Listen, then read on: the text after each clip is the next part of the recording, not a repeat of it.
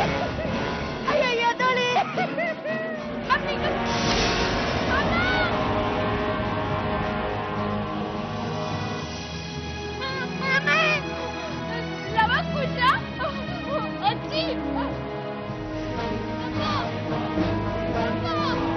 Rangalakshmi sir ಉಸಿರಾಡ್ತಿದ್ದಾರೆ. ಆಸ್ಪತ್ರೆ ಕಳಿಸೋ ವ್ಯವಸ್ಥೆ ಮಾಡಿ. ವ್ಯವಸ್ಥೆ ಆಗ್ತಿದೆ ಸರ್. ನೋಡಿ, ಅಯ್ಯಂಗಾರರು ಸಾಮಾನ್ಯವಾದ ವ್ಯಕ್ತಿ ಅಲ್ಲ. ಅವರಿಗೆ ಹೀಗಾದ್ರೆ ಇನ್ನು ನಾಳೆ ಕಾಮನ್ ಪೀಪಲ್ ಗತಿ ಏನು? ಯಾವುದೇ ಕಾರಣಕ್ಕೂ ಅಪರಾಧಿಗಳು ತಪ್ಪಿಸ್ಕೋಬಾರದು. ಕೊಲೆ ಮಾಡಿದವ್ರು ಯಾರು ಅಂತ ನಿಮ್ಗೆ ಏನಾದ್ರು ಗೊತ್ತಾ? ನೋಡಿಲ್ದೇ ಅದನ್ನ ಹೇಗೆ ಹೇಳಿ ಸರ್? ನೋಡದೇ ಇರ್ಬೋದು, ಆದ್ರೆ ಅವ್ರ ಮನೆಗೆ ಯಾರ್ಯಾರು ಬರ್ತಾರೆ, ಅವ್ರಿಗೇನ್ ಸಂಬಂಧ, ಇದರಿಂದ ಯಾರಿಗಾದ್ರೂ ಏನಾದ್ರೂ ಲಾಭ? ಸರ್, ನನಗೊಬ್ಬರ ಮೇಲೆ ಅನುಮಾನ ಇದೆ. ಇದೆಲ್ಲ ನಮ್ಮ ತಾಯಿ ಕಡೆ ಆಸ್ತಿ ಗೊತ್ತಾ, ನಮ್ಗೆ ಸೇರ್ಬೇಕಾಗಿತ್ತು. ಬೇರೆ ಯಾರೋ ಅನುಭವಿಸ್ತಾ ಕೂತಿದ್ರು ಸುಮ್ಮನಿರಕ್ಕಾಗತ್ತಾ ನಾವು? ವಜ್ರಧಾರನಮ್ಮ ಜೋಪಾನ. ನಾನೇನು ಕಳ್ತನ ಮಾಡಿಲ್ಲ. ಅಪ್ಪ, ನೀ ಕಳ್ತನ ಮಾಡಿದೀಯೋ ಬಿಟ್ಟಿದೀಯೋ ಪೊಲೀಸ್ನವ್ರು ಬಂದು ಬಾಯ್ ಬಿಡಿಸ್ತಾರಲ್ಲ, ಅವಾಗ ಗೊತ್ತಾಗುತ್ತೆ. ಹೇಳೋ, ಎಲ್ಲ ಬಚ್ಚಿದ್ಯಾ? ಹೇಳೋ, ಎಲ್ಲಿ ಬಚ್ಚಿದ್ಯಾ ಕತ್ತಿರೋ ನೆಕ್ಲೆಸ್ನ? ಸರ್, ನಂಗೆ ಗೊತ್ತಿಲ್ಲ ಸರ್. ನಾನು ಸಿಕ್ಕ ಸರ್, ನನ್ನ ಬಿಟ್ಬಿಡಿ ಸರ್. ಹೇಳೋ.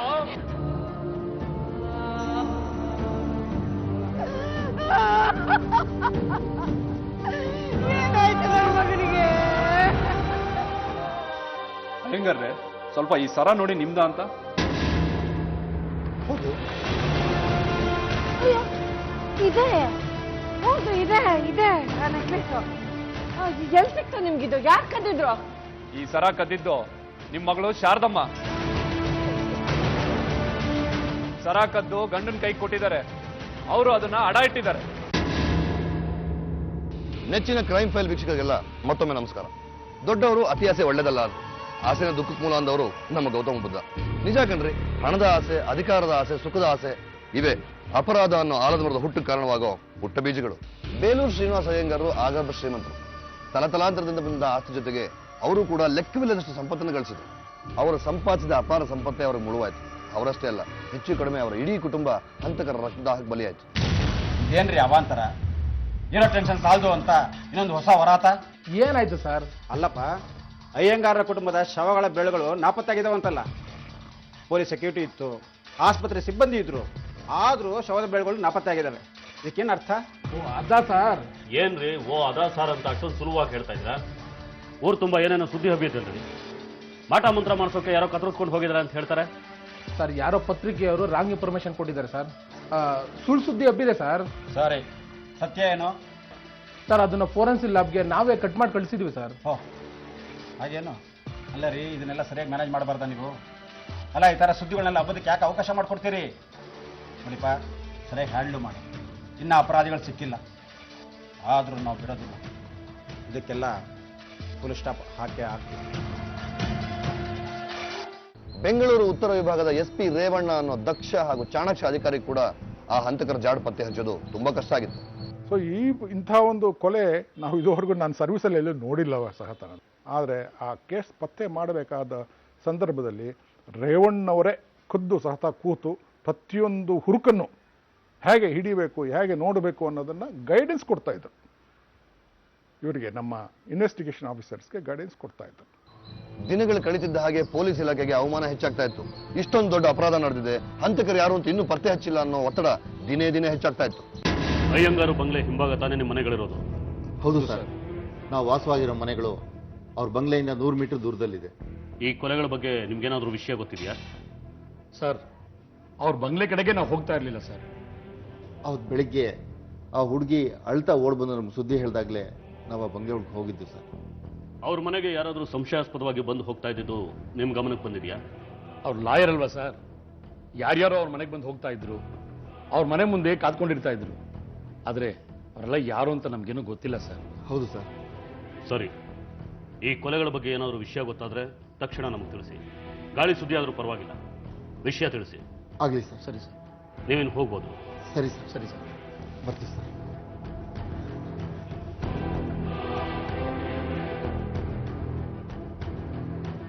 ಕೊನೆಗೊಂದಿನ ಒಂದು ಆಕಸ್ಮಿಕ ನಡೆಯುತ್ತೆ.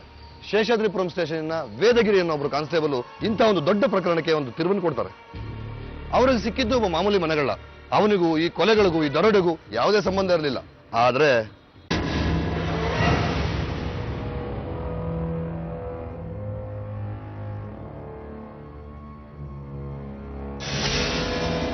ಏಯ್ ಯಾರದು ನಿಂತ್ಕೋ.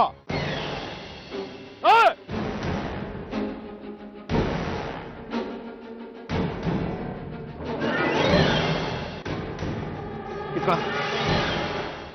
ಏನದು ಬ್ಯಾಗಲ್ಲಿ? ಏನಿಲ್ಲ ಸರ್. ತೆಗೆ. ಏನಿಲ್ಲ ಸರ್.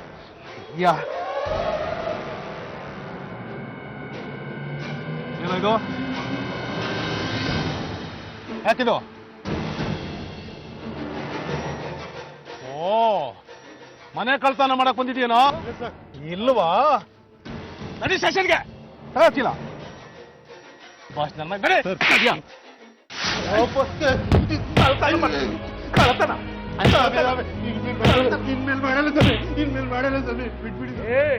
ಇನ್ನು ಮೇಲೆ ಮಾಡೋದಲ್ಲ. ಇಷ್ಟು ದಿನ ತನಕ ಎಲ್ಲೆಲ್ಲಿ ಮಾಡಿದ್ಯಾ ಅದನ್ನ ಹೇಳು. ನಿಜ ಹೇಳ್ತೀನಿ ಸ್ವಾಮಿ, 1 ತಿಂಗಳಾಯ್ತು ಮೂರ್ಖಾದ ಸಂಪಾದನೆ ಇಲ್ಲದೆ ಜೀವನ ನಡೆಸು ಭಾರಿ ಕಷ್ಟ ಇದೆ ಸ್ವಾಮಿ. ನಿನ್ನ ಯೋಗ್ಯತೆ ಬೆಂಕಿ ಹಾಕ. ಕಳ್ತನ ಮಾಡಿ ಜೀವನ ಮಾಡ್ಬೇಕಾ? ಕೊನೆ ಸಲ ಯಾವ ಮನೇಲಿ ಕಳ್ತನ ಮಾಡಿದೆ ಅದನ್ನ ಹೇಳು. ಹೇಳ್ತೀನಿ ಸ್ವಾಮಿ, ಹೇಳ್ತೀನಿ ಸ್ವಾಮಿ. 15 ದಿನ ಹಿಂದೆ ಒಂದ್ ಮನೆ ಕಳ್ತನ ಮಾಡಕ್ ಹೋಗಿದ್ದೆ.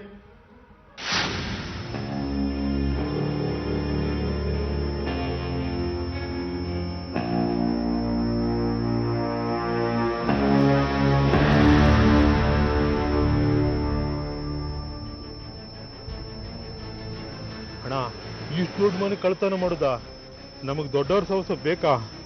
ಹೋಗ್ಲಾ ಸುಮ್ಮನಿರು. ಜೀವನ ಪೂರ್ತಿ ಸಣ್ಣ ಪುಟ್ಟ ಕಳ್ತನ ಮಾಡ್ಕೊಂಡು ಬದುಕಿದ್ದೆ ಆಯ್ತು. ಇಂಥ ಮನೆ ಹೊಡೆದ್ರೆ ಜೀವನ ಪೂರ್ತಿ ಆರಾಮಾಗಿರ್ಬೋದು. ಮನೇಲಿ ಯಾರ್ಯಾರು ಇರ್ತಾರೆ ಗೊತ್ತಾ? ಯಾರಾದ್ರೂ ಇರ್ಲಿ, ನಮ್ಗೇನು, ಎಲ್ಲ ಮಲಗಿರ್ತಾರೆ. ನಡೀರಿ.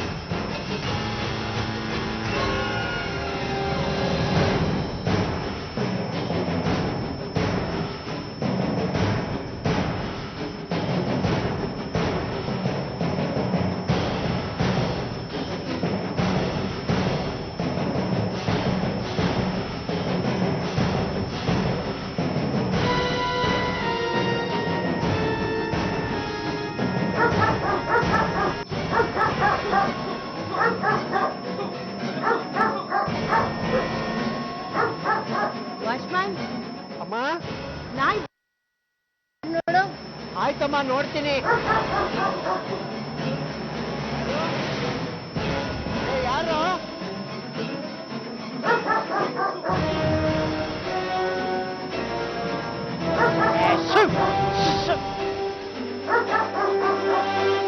ಯಾರು?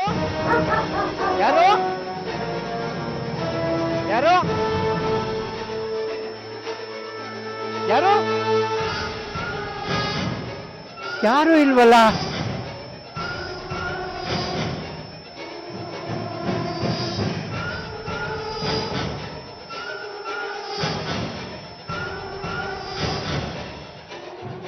ಅಮ್ಮ, ಯಾರು ಇಲ್ಲ, ಮಲ್ಕೊಳ್ಳಿ. ಸರಿ, ಸರಿಯಾಗಿ ನೋಡ್ಕೊಳ್ಳಿ.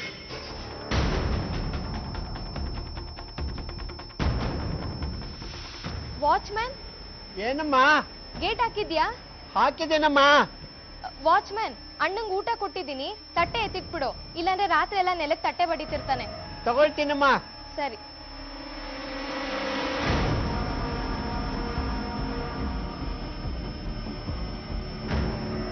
ಏನ್ ಮಾಡುದು ಇವಾಗ? ಇವತ್ತು ಬೇಡ, ನಾಳೆ ಬರೋಣ. ನಾನ್ ನಿಮ್ ಜೊತೆ ಬರಲ್ಲಪ್ಪ. ನಂಗೆ ಚಿಕ್ಕ ಪುಟ್ಟ ಮನೇನ ಸಾಕು, ನಾನು ಓಡ್ತೀನಪ್ಪ. ನಾ ಮರ್ದ. ಏಯ್, ನಾವಿನ್ನೊಂದಿನ ಬರೋಣ ನಡಿ. ಕಳ್ತನ ಮಾಡಕ್ ಹೋಗಿದ್ದು ನಿಜ ಸ್ವಾಮಿ, ಆದ್ರೆ ಕಳ್ತನ ಮಾಡ್ಲಿಲ್ಲ, ವಾಪಸ್ ಬಂದ್ಬಿಟ್ಟಿವಿ. ಅದು ಮತ್ತೆ ಅವ್ರ ಜೊತೆ ಹೋಗ್ಲಿಲ್ಲ ಸ್ವಾಮಿ. ಏನ್ ನಿನ್ನ ಹೆಸರು? ಚೆನ್ನ ಸ್ವಾಮಿ, ನನ್ ಬಿಟ್ಬಿಡಿ ಸ್ವಾಮಿ. ಸಾಹೇಬ್ರು ಬರ್ತಾರೆ, ಬಿಡ್ತಾರೆ. ಈಗ ಹೋಗಿ ಬಿತ್ಕೋ. ಕಾಮಕ್ಕಿ ಬಕ್ಕಂದೆ ಬೋಟಿ ಬೋಟಿ ತೆಗೆದು ಬಿಡ್ತೀನಿ.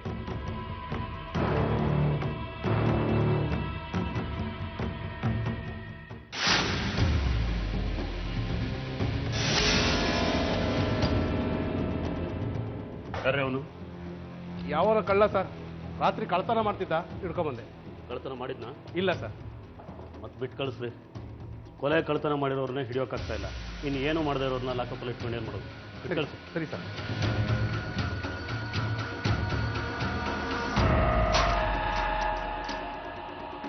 ಬಾ ಬಾ, ನನ್ನ ಮಗನೇ, ನಿನ್ನ ಅದೃಷ್ಟ ಚೆನ್ನಾಗಿದೆ. ಸಾಹೇಬ್ರು ನಿನ್ನ ಬಿಟ್ಬಿಡು ಅಂದರೆ ಹೋಗು. ಸರ್ ಬರ್ತೀನಿ ಸರ್. ಇನ್ನೊಂದ್ಸಲ ಬಂಗ್ಲೆ ಗಿಂಗ್ಲೆ ಕಡೆ ತಲೆ ಹಾಕಿದೆ ಅಷ್ಟೇ. ಯಾವ ಬಂಗ್ಲೆ ವೇದಗಿರಿ? ಅದೇ ಸರ್, ಲಾಯರ್ ಶ್ರೀನಿವಾಸ ಅಯ್ಯಂಗಾರ್ ಬಂಗ್ಲೆ. 15 ದಿನ ಹಿಂದೆ ಇವನು ಕಳ್ತನ ಮಾಡಕ್ ಹೋಯ್ದಂತೆ. ಯಾರ್ದು ಚೆನ್ನ ಕಳ್ತನ ಮಾಡೋಕ್ಕಾಗ್ದಲೇ ವಾಪಸ್ ಬಂದಂತೆ ಸರ್. ವೇದಗಿರಿ, ಮೊದಲವನು ಹಿಡೀರಿ. ಯಾಕೆ ಸರ್? ಹೇಳ್ತೀನಿ, ಹಿಡೀರಿ. ಸರಿ ಸರ್. ಎಲ್ಲ ಚೆನ್ನ ಇಲ್ಲೋ, ಏ ಚೆನ್ನ ಆಯ್ಲೆ ಸಾಹೇಬ್ರು ಗೆಲ್ತವ್ರೆ, ಮಾರೋ.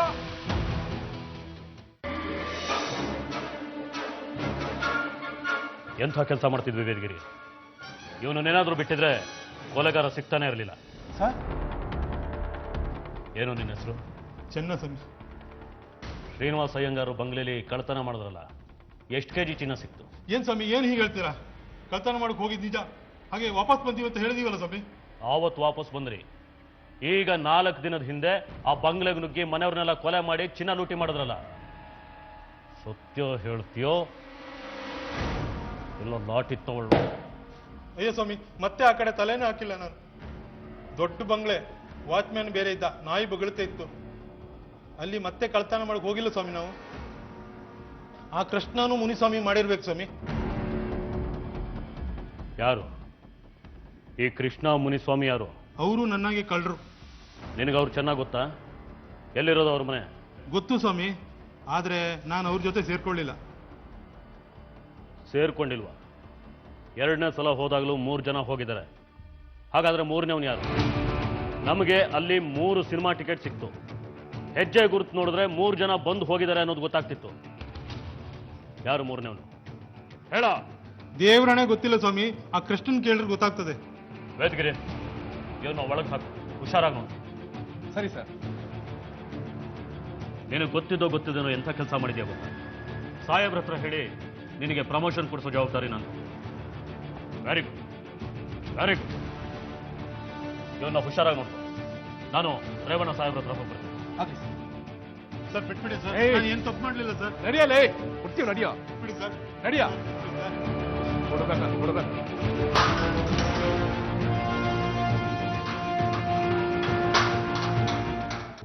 ಅಲ್ಲಿಂದ ಶುರುವಾಗುತ್ತೆ ಈ ಹಂತಕರ ಬೇಟೆ. ಒಬ್ಬೊಬ್ಬರನ್ನ ಹಿಡಿಯೋದಕ್ಕೂ ಒಂದು ಸ್ಪೆಷಲ್ ಟೀಮ್ ರೆಡಿ ಆಗುತ್ತೆ. SP ರೇವಣ್ಣವರು ಹಗಲು ರಾತ್ರಿ ಅಂದೇ ಹಂತಕರ ಬೆನ್ನಿಂದ ಬೀಳ್ತಾರೆ. ಯಾರಿವನ್ನ ಹಿಡಿದಿದ್ದು? ನಮ್ಮ ವೇದಗಿರಿ ಸರ್. ಗುಡ್, ಒಳ್ಳೆ ಕೆಲಸ ಮಾಡಿದ್ಯಾ. ನಾವಿನ್ನು ಹುಷಾರಾಗಿ ಹೆಜ್ಜೆ ಇಡಬೇಕು. ಅನುಮಾನ ಬಂತು ಅಂತ ಅವಸರವಾಗಿ ಅಪರಾಧಿನ ಅರೆಸ್ಟ್ ಮಾಡಬಾರದು. ಅಪರಾಧಿ ಅಷ್ಟೇ, ನಮಗೆ ಆಧಾರನೂ ಮುಖ್ಯ. ಕೃಷ್ಣಾರೆಡ್ಡಿ 1ನೇ ಸಲ ಪ್ರಯತ್ನ ಮಾಡಿದ್ದಾನೆ, ಅದಕ್ಕೆ ಸೋತಿದ್ದಾನೆ. ಹಾಗಂತ ಸುಮ್ಮನೆ ಕೂತ್ಕೊಳ್ಳೋದಿಲ್ಲ ಅವನು. 2ನೇ ಸಲ ಪ್ರಯತ್ನ ಮಾಡಿದ್ದಾನೆ, ಪ್ರಿಪೇರ್ ಆಗಿ ಪ್ರಯತ್ನ ಮಾಡಿದ್ದಾನೆ. 1ನೇ ಸಲ ನಾಯಿ ಬೊಗಳ್ತು ಅಂತ ವಾಪಸ್ ಬಂದವನು 2ನೇ ಸಲ ನಾಯಿ ವಿಷ ಹಾಕಿ ಮನೆ ನುಗ್ಗಿರ್ತಾನೆ. ಹೌದು ಸರ್, ಅವರೇ ಮತ್ತೆ ಅಟೆಂಪ್ಟ್ ಮಾಡಿದ್ದಾರೆ. ಅದಕ್ಕೆ ನಾವು ಮೊದಲು ಅವನ್ನ ಹುಷಾರಾಗಿ ಅರೆಸ್ಟ್ ಮಾಡಬೇಕು. ಇಂಥ ಅವಕಾಶ ತಪ್ಪಿಸ್ಕೊಂಡ್ರೆ ನಮ್ಗಿಂತ ಮೂರ್ಖರು ಬೇರೆ ಯಾರು ಇರೋದಿಲ್ಲ. ನೀವು ಒಂದು ಟೀಮ್ ಮಾಡಿಕೊಂಡು ಆ ಕೃಷ್ಣನ ಮನೆಯನ್ನ ಅಬ್ಸರ್ವ್ ಮಾಡಿ, ಟೈಮ್ ನೋಡಿಕೊಂಡು ರೈಡ್ ಮಾಡಿ. ಯಾವುದೇ ಕಾರಣಕ್ಕೂ ಅವ್ರು ತಪ್ಪಿಸ್ಕೋಬಾರ್ದು, ಯಾವುದೇ ಸಾಕ್ಷಿನೂ ಬಿಡಬಾರ್ದು. ಸರಿ ಸರ್, ಈಗಲೇ ಆಕ್ಷನ್ ತಗೊಂಡು. ಈ ಫಾಸ್ಟ್, ಒಳ್ಳೆ ಸುದ್ದಿ ತಗೊಂಡು ಬನ್ನಿ. Yes sir.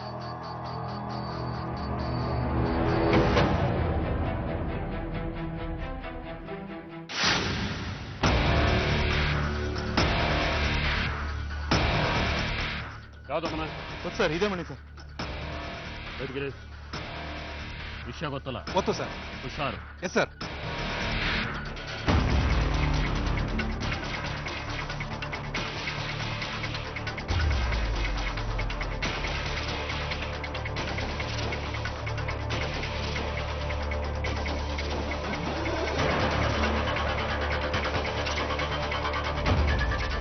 ಯಾರು ಬೇಕಿತ್ತು? ಕೃಷ್ಣಾರೆಡ್ಡಿ ಬೇಕಿತ್ತು. ಅವರು ಮನೇಲಿಲ್ವಲ್ಲ, ನೀವ್ಯಾರು? ನಾನು ರಂಗಾರೆಡ್ಡಿ ಅಂತ ಅವ್ರ ಸ್ನೇಹಿತ. ಇಲ್ವಮ್ಮ, ಎಲ್ಲೋಗಿದ್ದಾರೆ? ಗೊತ್ತಿಲ್ಲ, ಹೇಳೋಗೋ ಅಭ್ಯಾಸನೇ ಇಲ್ಲ ಅವ್ರಿಗೆ. ಸರಿ ಅಮ್ಮ, ನಾನು ಆಮೇಲೆ ಬರ್ತೀನಿ.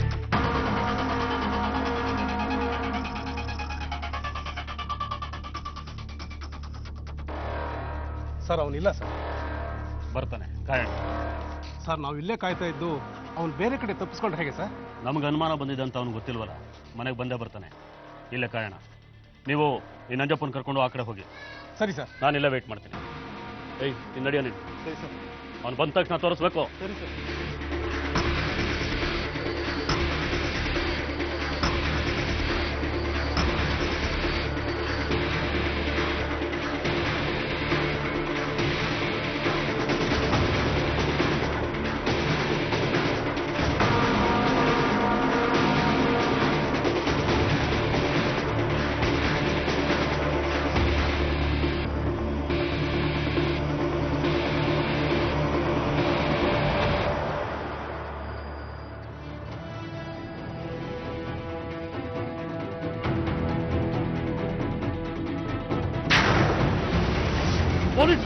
ಪೊಲೀಸರು ಸರ್, ನಾನೇನ್ ಮಾಡಿದೆ ಸರ್? ನನ್ನ ಯಾಕೆ ಸರ್ ಹಿಡಿತಾ ಇದ್ದೀರಾ? ಬಿಡಿ ಸರ್. ಏನ್ ಮಾಡಿದೆ ಅಂತ ನಾನೇ ಹೇಳ್ಬೇಕಾ ನಿಮ್ಗೆ? ವೇದಗಿರಿ, ಚೆಕ್ ಮಾಡ್ರಿ ಇವನ್ನ.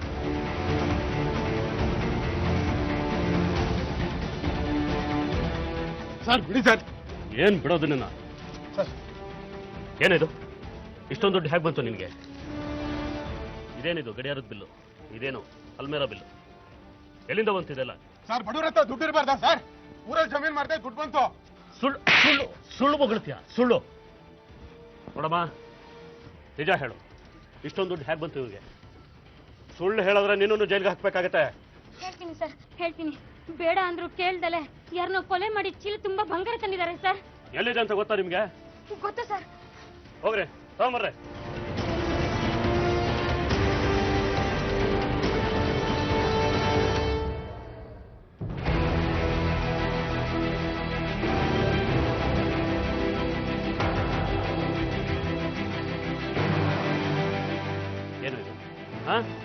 ಜಮೀನು ಮಾರಿದ್ರೆ ಒಡವೆಗಳು ಸಿಗುತ್ತಾ?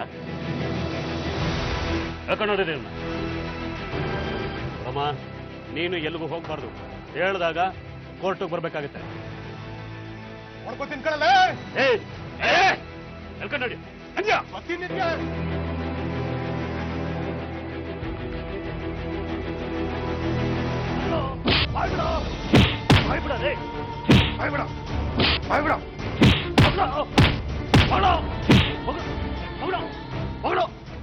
ಬಾಯ್ ಬಿಟ್ನಾ?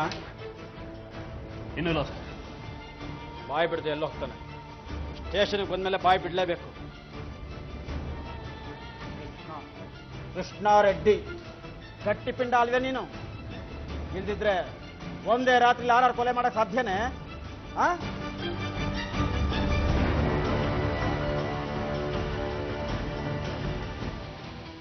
ಆದ್ರೆ ಏನ್ ಮಾಡೋದು? ಕೊಲೆ ಮಾಡಿದನ್ನು ಒಪ್ಕೊಂಡು ನಿನ್ ಜೊತೆ ಯಾರಿದ್ರು, ಈಗ ಅವರೆಲ್ಲ ಎಲ್ಲಿದ್ದಾರೆ ಅಂತ ಹೇಳಿದ್ರೆ ನಿನಗೂ ಬದುಕೋ ಅವಕಾಶ ಇರ್ತಿತ್ತು. ಸತ್ಯ ಹೇಳಿದ್ರೆ ನಿನ್ನ ಇಟ್ಕೊಂಡು ನಾವೇನ್ ಮಾಡೋಣ? ವೇದಗಿರಿ, ಎಲ್ಲ ಬಾಗ್ಲಾಕಪ್ಪ. ಗುಂಡಾಸ ಶಬ್ದ ಹೊರಗಡೆ ಕೇಳಿಸ್ಬಾರ್ದು. ಒಂದು ಡೆಡ್ ಬಾಡಿ ನಮ್ಮ ಮನೆಗೆ ಕೊಡ್ಬೇಡಿ. ಯಾರಾದ್ರೂ ಕೇಳಿದ್ರೆ ಸ್ಟೇಷನಿಂದ ತಪ್ಪಿಸ್ಕೊಂಡು ಹೋದ ಅಂತ ಹೇಳ್ಬಿಡಿ. ಹೋಗಿ. Yes sir. Sir sir sir sir sir sir ಬೇಡ ಸರ್, ಬೇಡ ಸರ್, ನನ್ನ ಕೊಲ್ಬೇಡಿ ಸರ್, ನಾನು ಸಾಯಿಸ್ಬೇಡಿ ಸರ್. ನಾನೆಲ್ಲ ನಿಜ ಹೇಳ್ತೀನಿ ಸರ್, ನಾನು ಎಲ್ಲ ಹೇಳ್ತೀನಿ ಸರ್.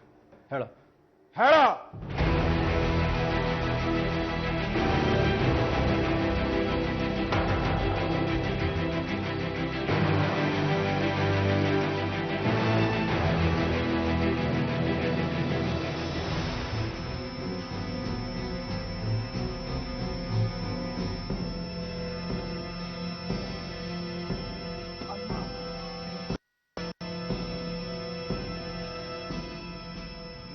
ಇದು ಇದೇನ್ ಬಂಗ್ಲೆನ ಚಿನ್ನದ ಗಣಿನ ಇನ್ನೂ 4 ಜನ ಹೋಗಿದ್ರೆ ಎಲ್ಲ ಚಿನ್ನನು ನಾವೇ ತಗೊಂಡ್ ಬರ್ಬೋದಿತ್ತು.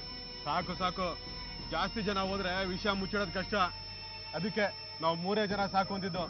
ಏಯ್, ನೀನ್ ಸ್ವಲ್ಪ ಹುಷಾರಾಗಿರು, ಎಲ್ಲೂ ಬಾಯ್ ಬಿಡಕ್ ಹೋಗ್ಬೇಡ. ಅವ ಈ ಟ್ರಂಕ್ ತಗೊಂಡು ನಿನ್ ಮನೆಗೆ ಹೋಗು, ಇದನ್ನ ತಗೊಂಡು ನಾವು ಹೋಯ್ತೀವಿ, ಆಮೇಲೆ ಹಂಚ್ಕೋಣ. ಆಯ್ತು ಬಿಡಪ್ಪ, ಆಯ್ತಪ್ಪ. ಎತ್ಕೋ ಅಮ್ಮ ಗೋವಿಂದ. ಎತ್ಕೋದು ಅವ, ಹುಷಾರು. ಆಯ್ತು.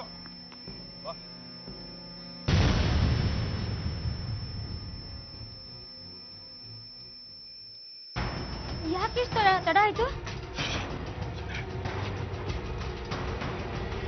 ಅಲ್ಲ,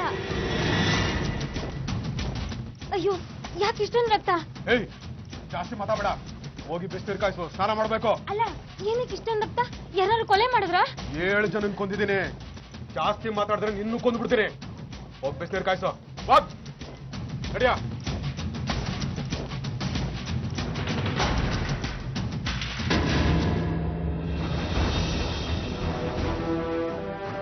ಅಂದ್ರೆ ಮುನಿಸ್ವಾಮಿ ನಿನ್ ತಮ್ಮ ಅನ್ನು?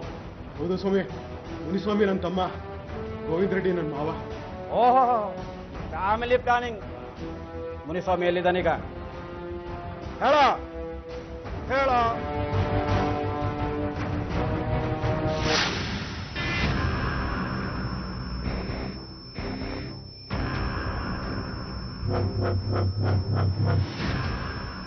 ಏನ್ರಿ, ಆ ಮುನ್ಸ್ವಾಮಿ ರೆಡ್ಡಿ ಇಲ್ಲಿಗೆ ಬರ್ತಾನೇನ್ರಿ? ಇಲ್ಲಿಗೆ ಬಂದೇ ಬರ್ತಾನೆ ಸರ್.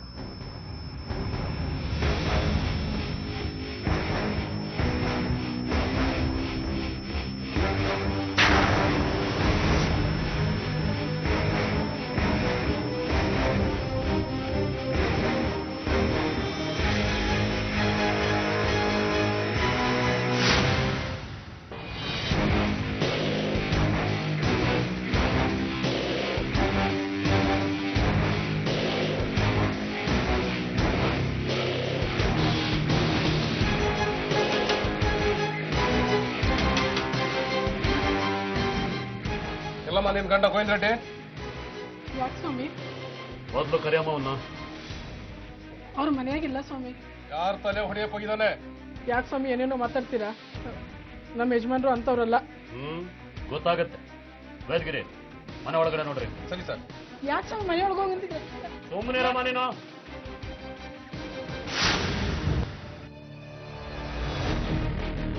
ಸರ್, ಏನಮ್ಮ ಇದು? ರಕ್ತ ಆಗಿರೋ ಬಟ್ಟೆ ಇಲ್ಲಿ ಹೇಗೆ ಬಂತು? ಎಲ್ಲ ಗೊತ್ತಿದೆ ನಿನಗೆ. ನಿನ್ನ ಗಂಡನ ಉಳ್ಸೋಕ್ ಹೋದ್ರೆ ನೀನು ಜೈಲ್ಗೆ ಹೋಗ್ತೀಯ. ಒಂದಲ್ಲ ಎರಡಲ್ಲ 6 ಜೀವ ತೆಗೆದಿದ್ದಾರೆ ರಾಕ್ಷಸರು. ಬಿಡಲ್ಲ ಅವ್ರನ್ನ. ನೀವಿಬ್ರು ಇಲ್ಲ ಕಾಯ್ತಾರಿ. ನೀವು ಕಾಯ್ತಿರೋದು ಯಾರಿಗೂ ಗೊತ್ತಾಗ್ಬಾರ್ದು.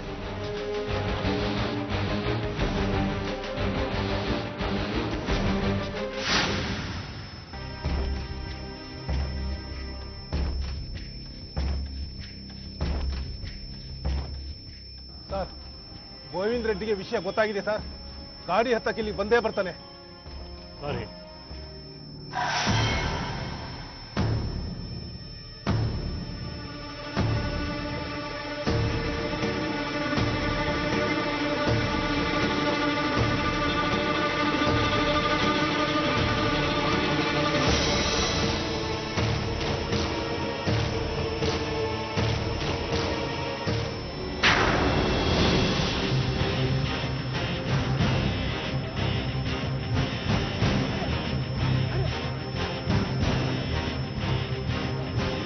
ಕೊನೆಗೂ ಸಿಕ್ಕಿ ಬೀಳ್ತಾರೆ 3 ಜನ ನಿರ್ದಯಿ ಹಂತಕರು.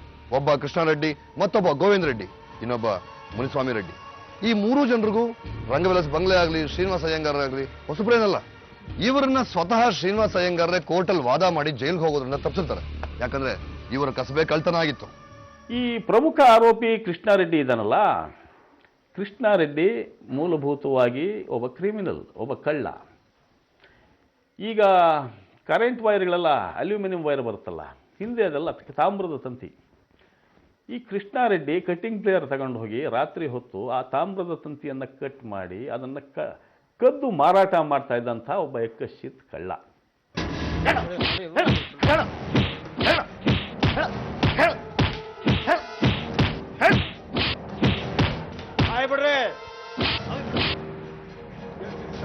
ಹೊಡಿಬೇಡಿ ಸರ್ ಹೇಳು, ಎಲ್ಲ ವಿವರವಾಗಿ ಹೇಳಬೇಕು. ಅವತ್ತು ರಾತ್ರಿ ಬೇಲೂರು ಶ್ರೀನಿವಾಸ ಅಯ್ಯಂಗಾರ್ ಮನೆ ನುಗ್ಗಿ ಏನೇನು ದರೋಡೆ ಮಾಡಿದ್ರಿ, ಏನ್ ಮಾಡಿದ್ರಿ, ಎಲ್ಲ ವಿವರವಾಗಿ ಹೇಳಬೇಕು. ಹಾ, ಅವತ್ತು ನಾವು 3 ಜನ ಎಷ್ಟು ಗಂಟೆಗೆ ಹೋಗೋಣ ಅಯ್ಯಂಗಾರ್ ಮನೆಗೆ? ಈಗಿನ್ನೂ 9 ಗಂಟೆ, ಅವ್ರು ಯಾರು ಮಲಗಿರಲ್ಲ. ರಾತ್ರಿ 1 ಗಂಟೆಗೆ ಹೋಗೋಣ. ಅಲ್ಲಿ ತನಕ ಏನ್ ಮಾಡೋದು? ಪಕ್ಕದಲ್ಲಿ ಹಿಮಾಲಯ ಥಿಯೇಟರ್ ಐತಲ್ಲ, ಹೋಗಿ ಪಿಕ್ಚರ್ ನೋಡೋಣ. ಪಿಕ್ಚರ್ ಬಿಡೋಷ್ಟೊಳಗೆ 1 ಗಂಟೆ ಆಯ್ತದೆ, ಆಮೇಲೆ ಹೋಗೋಣ.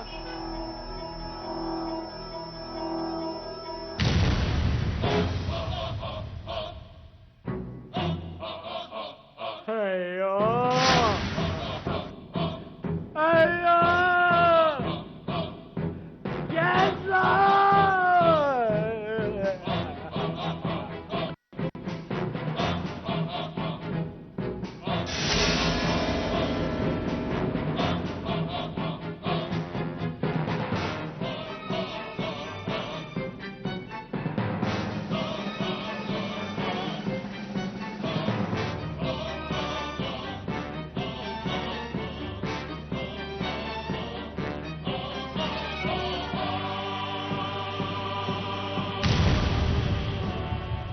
ವಾಚ್ಮ್ಯಾನ್, ಏನಮ್ಮ? ಗೇಟ್ ಹಾಕಿದ್ಯಾ? ಹಾಕಿದ್ದೇನಮ್ಮ. ವಾಚ್ಮ್ಯಾನ್, ಅಣ್ಣಂಗ್ ಊಟ ಕೊಟ್ಟಿದ್ದೀನಿ, ತಟ್ಟೆ ಎತ್ತಿಟ್ಬಿಡು, ಇಲ್ಲಾಂದ್ರೆ ರಾತ್ರಿ ಎಲ್ಲ ನೆಲಕ್ಕೆ ತಟ್ಟೆ ಬಡಿತಿರ್ತಾನೆ. ತಗೊಳ್ತೀನಮ್ಮ. ಸರಿ.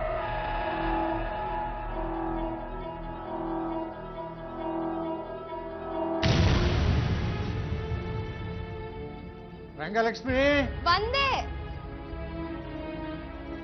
ಏನಪ್ಪ? ಮಾತ್ರೆ ಕೊಡುಮ. ಕೊಟ್ಟೆ.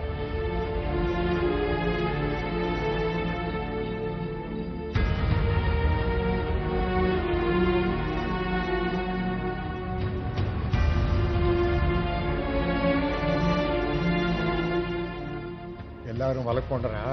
ಹ್ಞೂ ಅಪ್ಪ. ನೀನು ಮಲ್ಕೋಬೋದಮ್ಮ. ಸರಿಪ್ಪ, ಏನಾದ್ರೂ ಬೇಕಾದ್ರೆ ಕರೀರಿ. ಆಯ್ತಮ್ಮ.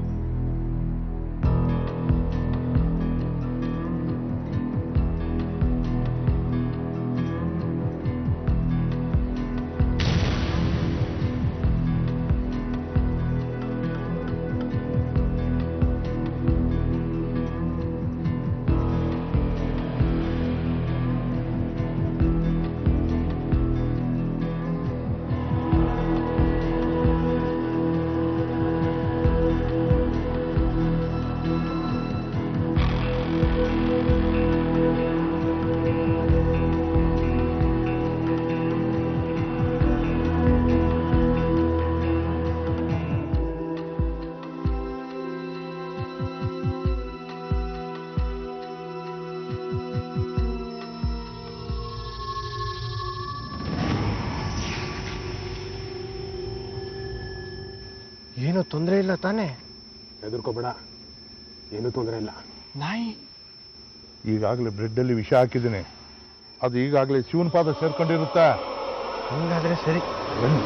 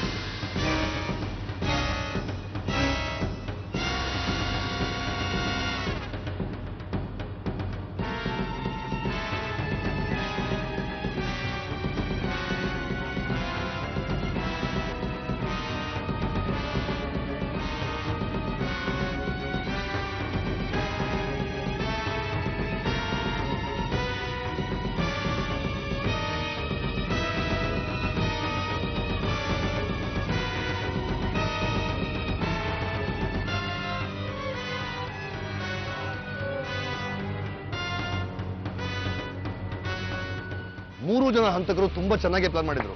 ಬಹುಶಃ ಒಂದೆರಡು ಸಣ್ಣ ಪುಟ್ಟ ತಪ್ಪುಗಳನ್ನ ಮಾಡದೆ ಹೋಗಿದ್ರೆ ಪೊಲೀಸ್ ಇಲಾಖೆಗೆ ಈ ಪ್ರಕರಣ ಒಂದು ಬ್ಲಾಕ್ ಮಾರ್ಕ್ ಆಗಿ ಉಳಿದೇ ಹೋಗ್ತಿತ್ತೇನೋ. ಅಪರಾಧಿ ಎಷ್ಟೇ ಚಾಲಾಕಿ ಆದ್ರೂ ಒಂದಲ್ಲ ಒಂದು ಕ್ಲೂ ಬಿಟ್ಟೇ ಬಿಟ್ಟಿರ್ತಾನೆ ಅನ್ನೋದು ಸುಳ್ಳಲ್ಲ. ಕೊನೆಗೂ ಪೊಲೀಸರ ಕೈ ಮೇಲಾಗತ್ತೆ, ನ್ಯಾಯಕ್ಕೆ ಜಯ ಸಿಗುತ್ತೆ.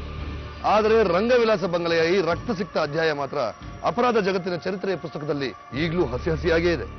ಇದು ಕರ್ನಾಟಕದಲ್ಲಿ ಪ್ರಪ್ರಥಮ ಬಾರಿಗೆ ಬೆರಳಚ್ಚು ವಿಜ್ಞಾನವನ್ನ ಒಂದು ತನಿಖೆಗೆ ಉಪಯೋಗಿಸಿಕೊಂಡಿರುವಂತಹ ಪ್ರಕರಣ ಒಂದು. ಎರಡು, ಈ ಪ್ರಕರಣ ಇವತ್ತಿಗೂ ಕೂಡ ಬೇಲೂರು ಶ್ರೀನಿವಾಸ ಅಯ್ಯಂಗಾರ್ ಪ್ರಕರಣ ಅನ್ನೋದು ನಮ್ಮ ಕರ್ನಾಟಕ ರಾಜ್ಯ ಪೊಲೀಸ್ ಇಲಾಖೆ ಈ ಪ್ರಕರಣವನ್ನು ತರಬೇತಿ ಕೊಡುವಾಗ ಒಂದು ಪಾಠವನ್ನಾಗಿ ಇವತ್ತು ಕೂಡ ಉಪಯೋಗಿಸ್ತಾ ಇದೆ.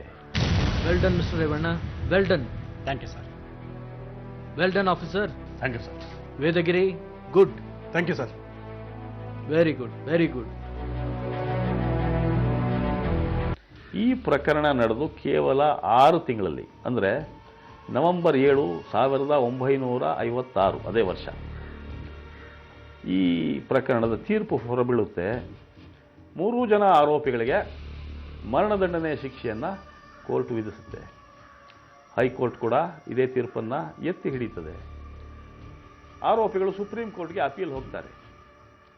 3 ವರ್ಷಗಳ ನಂತರ, ಅಂದರೆ 58ನೇ ಇಸ್ವಿ ಡಿಸೆಂಬರ್ 10ನೇ ತಾರೀಕು ಸುಪ್ರೀಂ ಕೋರ್ಟ್ ಕೂಡ ಈ ಮರಣದಂಡನೆ ಶಿಕ್ಷೆಯನ್ನು ಎತ್ತಿ ಹಿಡಿತದೆ. 1958ನೇ ಇಸ್ವಿ ಡಿಸೆಂಬರ್ 10ನೇ ತಾರೀಕು ಈ 3 ಜನರಿಗೂ ಫಾಶಿ ಶಿಕ್ಷೆ ವಿಧಿಸಿದ ನಂತರ ಇದುವರೆಗೂ ಇನ್ಯಾವ ಕೊಲೆ ಆರೋಪ ಸಾಬೀತಾಗಿರುವಂತಹ ಅಪರಾಧಿಗೆ ಇನ್ನೂ ಇದುವರೆಗೂ ಫಾಶಿ ಶಿಕ್ಷೆಯನ್ನು ಜಾರಿಗೊಳಿಸಿಲ್ಲ. ಕೊನೆಗೂ ನ್ಯಾಯಾಲಯ ಈ 3 ಜನ ನಿರ್ದಯಿ ಹಂತಕರಿಗೆ ಮರಣದಂಡನೆಯ ಐತಿಹಾಸಿಕ ತೀರ್ಪು ನೀಡುತ್ತೆ.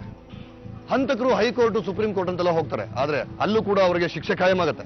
ಅಷ್ಟೇ ಅಲ್ಲ, ಅವತ್ತಿನ ಮೈಸೂರು ಮಹಾರಾಜರಾಗಿದ್ದಂತಹ ಜಯಚಾಮರಾಜೇಂದ್ರ ಒಡೆಯರ್ ಅವರು ಅವಳಿ ಮಕ್ಕಳ ಮೇಲೂ ಕನಿಕರ ತೋರದ ಈ ಹಂತಕರನ್ನ ಯಾವುದೇ ಕಾರಣಕ್ಕೂ ಕ್ಷಮಿಸಬಾರದು ಅಂತ ಅಭಿಪ್ರಾಯ ಬರೀತಾರೆ. ಇದು ಸುಮಾರು 56 ವರ್ಷಗಳ ಹಿಂದಿನ ಕಥೆ.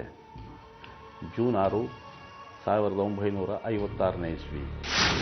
ಅವರು ಬೇಲೂರು ಶ್ರೀನಿವಾಸ ಅಯ್ಯಂಗಾರ್ ಅನ್ನೋರು ತುಂಬ ದೊಡ್ಡ ವಕೀಲರಾಗಿದ್ದರು ಅವಾಗ. ಅವರು ಗಾಂಧಿನಗರದಲ್ಲಿ ಈಗಿರೋ ಸಿಂಡಿಕೇಟ್ ಬ್ಯಾಂಕ್ ಪ್ರಧಾನ ಕಚೇರಿ ಇದೆಯಲ್ಲ, ಅದು ಮೋತಿ ಮಹಲ್. ಹೀಗೆ 2 ಎಕರೆ ಪ್ರದೇಶದ ವಿಶಾಲವಾದ ಕಾಂಪೌಂಡು. ಈ ಆನಂದರಾವ್ ಸರ್ಕಲಿಂದ ಮೆಜೆಸ್ಟಿಕ್ವರೆಗೂ ಏನು ಜನಸಂದಣಿ, ಅಂಗಡಿಗಳು, ಬಿಲ್ಡಿಂಗ್ಗಳು ಏನೇನು ಬಂದಿದೆ, ಇವು ಯಾವುದೂ ಇರಲಿಲ್ಲ ಅಲ್ಲಿ, ಎಕ್ಸೆಪ್ಟ್ ಮೂವಲೆಂಟ್ ಟಾಕೀಸ್ ಒಂದು ಬಿಟ್ರೆ.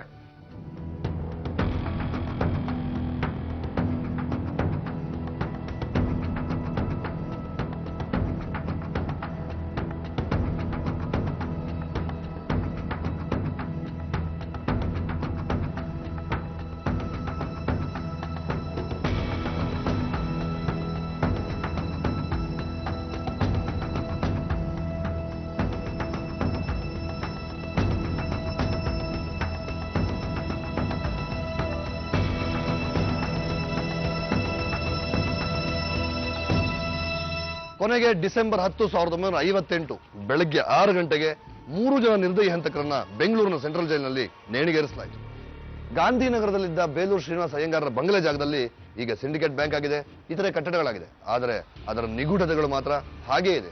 ಶ್ರೀನಿವಾಸ ಅಯ್ಯಂಗಾರರ ಆಸ್ತಿ, ಒಡವೆ ಯಾರ್ಯಾರ ಪಾಲಾಯಿತು, ಬದುಕಿದ್ದವರು ಕೂಡ ಯಾಕೆ ನಿಗೂಢವಾಗಿ ಹಿಡ್ಕೊಂಡ್ರು, ಈ ಎಲ್ಲ ಪ್ರಶ್ನೆಗಳಿಗೆ ಖಚಿತವಾದ ಉತ್ತರ ಇಲ್ಲ. ನೋಡಿದ್ರಲ್ಲ ವೀಕ್ಷಕರೇ, ಒಂದು ಅಪರೂಪದ ಅಪರಾಧ ಕಥಾನಕ. ಇದು ಕ್ರೈಮ್ ಫೈಲ್ 100ನೇ ವಿಶೇಷ ಸಂಚಿಕೆ. ನಾವು ಕಥೆ ಹೇಳ್ತೀವಿ, ನೀವು ಹುಷಾರಾಗಿರಿ. Be careful. ನಮಸ್ಕಾರ, ನಿಮ್ಮ ಪ್ರೀತಿಯ ಶ್ರೀನಗರ ಕಿಪಿ.